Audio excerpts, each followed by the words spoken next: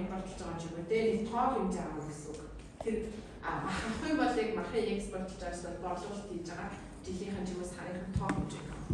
Дараа тухайн бараа бүтээгдэхүүн эсвэл үйлчилгээ орлого бүтээгдэхүүн эсвэл үйлчилгээний үнийг авах. Тэгэхээр нөгөө өхрийн мах байх юм бол дахиад юм ах ч юм уу те. За нүүр сайхан бол газ ч юм уу те. Ингээс солиод авах гэсэн үг. За тэгээд тухайн бараа бүтээгдэхүүн эсвэл үйлчилгээтэй хослох бараа бүтээгдэхүүн эсвэл үйлчилгээний үйлдвэрлэлийн бүтээмж хэмжээ гэдэг юм. Нөгөө T гэдэг хэдүүлгийнхаа жишээнээр технологи зэрэг гэсэн шүү дээ тий. Бид нар тийм технологийн тоо мэдээ олохгүй шүү дээ. Тэгэхээр энэ дээр манайхаа заавал ингэдэг юм үйлчилгээний нэг цаг үйлдвэрлэсэн тоо хэмжээ энэ төр гэдэг тэрийг авах шаардлагагүй. Энд чинь нөгөө гадаад экзоген үсэж байхад болно шүү дээ. Тэг үнэт нөлөөлж байгаа тоо хэмжээнд нөлөөлж байгаа. Тэгэхээр одоо инфляцийн түвшин, хүүний түвшин зөв манайхаа тиймэрхүү тоо мэдээлэл байж болно гэсэн. T гэдэг тоо мэдээлэл. За тэгвэл эдгээрээсээ хувьсчдуудын динамик графикийг дүрслээд одоо нэг графикуудад дүрслээд тайлбарууд өгөөд дараа хоёр алхамтын аргаар энэ хоёр систем хэвшээлээс үнэлж байна. Одоо нэг лекцийн 2 дахь слайд дээр байсан зөө байна. Энэ хоёроо үнэлээд тайлбараа бичээд дуусгахад энэ систем загварын ажил болно гэсэн. Одоо тэгэхээр машин энийг хэрхэн үнэлэх юм бэ гэдгийг ийм үстэй харуулъя. Арай хурдан. Агшнаас таачлаа гэдэг. Яа, миний хүн фэйж. Манай багшны тимстер шууд Excel авсан. Та энийг ашиглахгүй шүү. Би нөгөө нэг юм хаахасаа болохоор зүгээр надад энэ дөрөв мэдээлэл байсан. Даатгын компани. Даатгын. Тэр энэ дөрвийг би зүгээр энийг Q гэж нэрлээд, энийг S гэж нэрлээд, энийг P-гээр аваад T-гээр авч байгаа л үнэлж байгаа шүү. За манайхаа тэгэхээр энийг ашиглахгүй. Энэ бол ашиглахгүй юу байх нэ гэж ойлгож байна. За тэгвэл хэвлээ. Юу л байгаа. Ийм юм байна.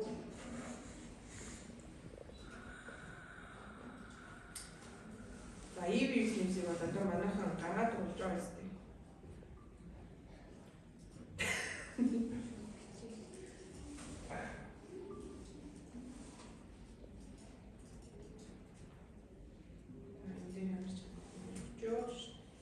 За гантаа.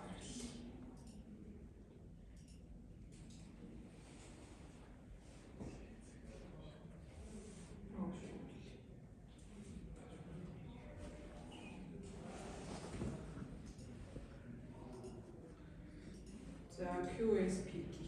За нэрээ өгч явшин.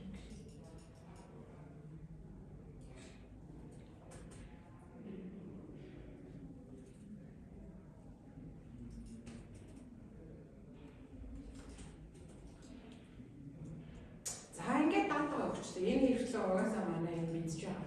За тэгэхээр ингээд харахад уул нь хаусны тестийг бишүүлээд хэдүүлээ нөгөө эндоген үсэгч үү, экзоген үсэгч үү гэдгийг олон нэг байна шүү дээ. Гэтэ энэ үед хэдүүлээ анханасаа аль нь эндоген, аль нь экзоген гэдэг мэдж байгаа юм шиг хэлсэн байна. Тийм үстэй манайхаа анханасаа үн Q2 ч угаасаа эндоген. Хослох бараа болон ямар нэгэн гуравдагчдад нөгөө нэг үсэгч чинь экзоген гэдгийг мэдж байгаа учраас хаусны тестээр шалгах шаардлага байхгүй байна. Анханасаа яг л ийм үсэгч аавыг хэлсэн учраас байхгүй. Тэгвэл дараа хичээлээр хэдүүлээ угаасаа өөр загвар дээр хаусны тестийг ашиглаж үзсэн гэсэн. За хаусны тест ашиглахгүй юм чи хэдүүлээ одоо шууд томьёогоо метод ашиглаад загвараа үнэлэх болно гэсэн. За тэгэхээр хэдүүлээ estimate equation руу орж байгаа загвараа үнэлэх шаардлагатай болж байгаа. За өнгөрсөн хичээлээр динамик загвар болон хомьёог квадратын аргаар хэдүүлээ бүгд үнэлжсэн. Least squares аргаар үнэлжсэн. Тэнгүүд одоо ч хэдүүлээ юу гэж яаж байгаа? Хоёр алхамд хамгийн бага квадратын аргаар үнэлэх хэрэгтэй байгаа. Тэр нь яг доор манайхаа two stage least squares арга байгаа. Энэ дээрээ гарчин. За энэ дээрээ тарахын тулд хэдүүлсэнд нь хийх ажил нь юу байгаа вэ гэхээр энэ хоёрыг тус нь үнэлэх хэрэгтэй гэсэн үг. Эрэлтийг үнийг үнэлээд нийлүүлэлт энийг үнэлэх шаардлагатай болчихж байгаа зөв манайхаа. За тэгвэл эрэлтээс нь хэлье. Эрэлтийн томьёогоо шууд бичиж мэдүүлээ. Q тогтмол утга тэнгүүдээ P S зөв. Энэ үсэгчд биш зөв. P S буюу орлого бүтээгдэхүүний үнийн нөлөөлөл, үн хоёрын нөлөөллийг авчих зөв манайхаа. Тэнгүүд хоёр алхамтын арга дээр хэдүүлээ яг нөгөө нэг лекцээр бичсэн шиг хоёр удаа юм хийхгүй. EBS-дээр тэрийг хөнгөвчлөөд өгсөн байгууд энэ instrument list гэдэг байгаас энэ exogen үсэгчдийг бичдэг талбар юм. Одоо нөгөө нэг exogen үсэгчтэй тусад нэг нөгөө нэг reduced form-оор үнэлээдсэн шүү дээ. Тэр нь шууд давхар үнэлэгдчихдэг гэсэн үг. Тэнгүүд энэ exogen үсэгч чинь юу юм аа? S болон T. Зөв манайха энэ хоёрын нөлөөллийг давхар авч үзэж байгаа дээдлийн загварыг үнэлж байгаа гэсэн үг. Ингээ параметруудаа гаргаж байгаа гэсэн үг. Зөв манайха. За тэгэнгүүт энийг үнэлээд гаргаад ирэнгүүт хэдүүлсэнд нь үнэлгээ дараах байдлаар харагдаж байгаа. За шинэ copy paste хийж байгаа томруулаад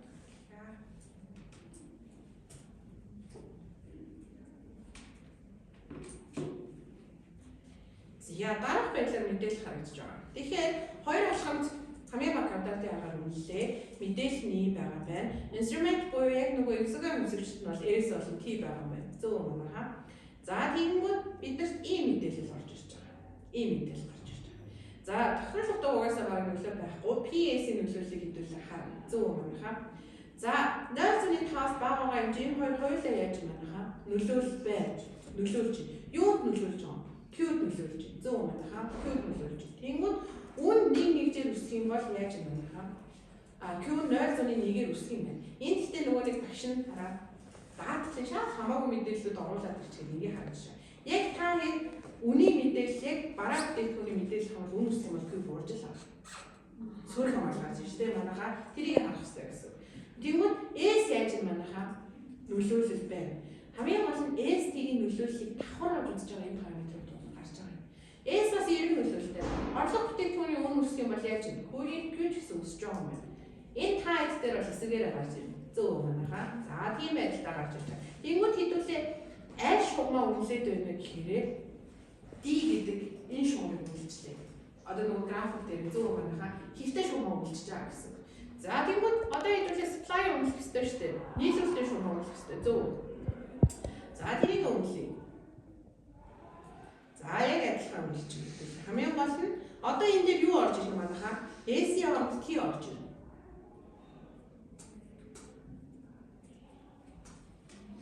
Instrument дээр нэг нөгөө exogen үзэгч чинь хоёулаа байна манайха. Гадаад үзэгчд хоёулаа байна.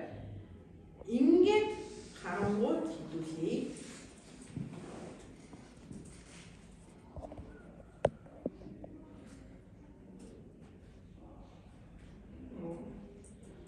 Тэр copy paste нөр гэдэг шүү дээ.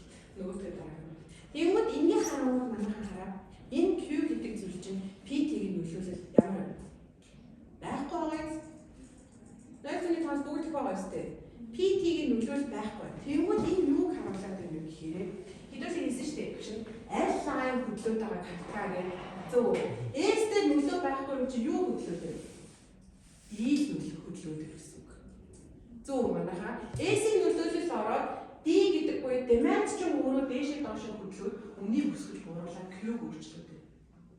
Тэр мэдээ өгч байгаа шүү дээ. Тэнгүүд хэдүүлээ supply-ийг үнэлсэн чи яаж вэ? Нөлөөлөл байхгүй гараад ирж байгаа байхгүй. Энэ зүйлийг харуулдаг гэсэн үг. Ингэж нөгөө ялгаж байгаа. Чи нөгөө лекцээр хэлсэн шүү дээ, тий?